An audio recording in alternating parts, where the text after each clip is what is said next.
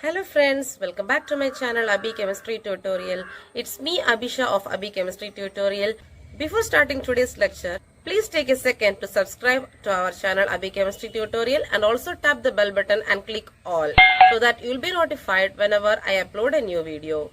Many people are watching without subscribing, so in every video I am saying continuously, many people are watching my videos but not subscribing. So please take a second to subscribe to our channel Abhi Chemistry Tutorial so that it will be helpful for me to motivate myself to do more and more videos and work more on the topics. And now let's get started. So the topic we are going to discuss is von Braun's method or cyanogen bromide method. So this method is mainly used for determining the nature of the amine in an alkaloid. Suppose if Hoffman's exhaustive methylation method is not applicable for a compound, we shall do amidase degradation or von Braun's method or cyanogen bromide method. So it is mainly applicable only when the compound fails to obey the Hoffman exhaustive methylation. And here we have two types, that is cyclic amines and acyclic amines. So first we will go with the acyclic amines. So the tertiary amine with at least one alkyl substituent is treated with cyanogen bromide.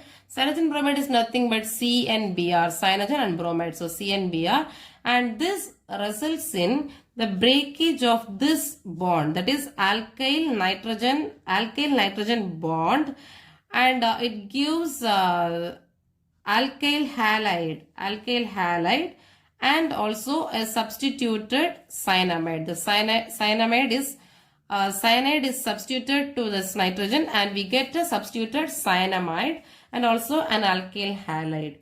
So suppose there is an unsymmetrical substituted amine, that is every tertiary amine will have three different groups surrounding the nitrogen atom, and we will have, let us consider this amine with three different groups. So this is methyl, ethyl and propyl, three different groups, and this is treated with the cyanogen bromide, and here we get CH3Br. This is because the bromine will take the smallest alkyl substituent. So among all these alkyl, methyl, ethyl and propyl, methyl is the smallest substituent. So this bromide chooses the CH3 to come out. So CH3Br is going out and the cyanogen is bonded to this nitrogen. This is how von Braun's method is applicable to acyclic compounds.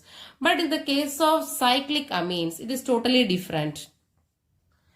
Let us see an example. So this is a cyclic amine, and let us consider some alkyl substituent R, and it is treated with cyanogen bromide. So first it will form an intermediate, that is with this nitrogen the cyanide will bond and bromine will be outside. Like this is an intermediate form, and this is again boiled with HBr, and during this a lot of process take place, and here you can see this cycle is broken. So the main fact of von Braun method is that when cyanogen bromide is added to a tertiary cyclic amine, there will be an intermediate formation and there will be a breakage of the ring or the opening of the ring opening. So here you can see CH2 and Br comes together, and we will get this NR and CN together, and from this we will get a final compound, and the concept is that the amine, that is cyanamide, that is NCN, and the alkyl group and also the R and this CH2 and so on. Okay, so in this point this cyanogen will be converted to COOH, and from here CO2 is removed and we will get NH. The same happened here, and after some process we will get this Br, CH2, CH2, CH2, CH2, CH2 and NH and R. Okay, so this is the final product of this von Braun's method applied to this tertiary cyclic amine.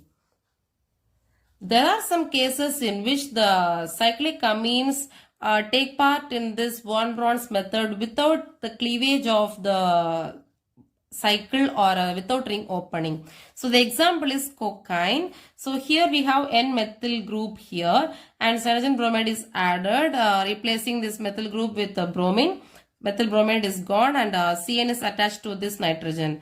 And again we are boiling with HCl, and again the same process. NCN is converted to NCOH and then NH, and finally we get this product. So in this case there is no need of ring opening, but still von Braun's method is applicable in this case. There are some compounds in which the von Braun's method and Hofmann's method both are applicable, but the fact is that the ring opening occurs at different positions. So here we have considered a compound. Here in this compound there is beta hydrogen, one beta hydrogen. So one Hofmann method is possible, and the other side there is no Hofmann's method. The other side there is no beta hydrogen, so Hofmann method is not possible.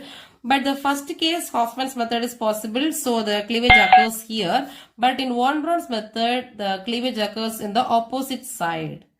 So the ring opening will be different if the compound is subjected to Hofmann X-phosphorylation and also von Braun method. This is all about the von Braun's method or cyanogen bromide method for the characterization to find the nature of tertiary amine present in an alkaloid. So I hope you all watched the video till end. So thank you so much for watching the video till now. So please don't forget to give a like and also share to your friends and recommend our channel to all your friends and known people. And also don't forget to subscribe to our channel Abhi Chemistry Tutorial. So see you all in the next video. Until then, bye. Thank you.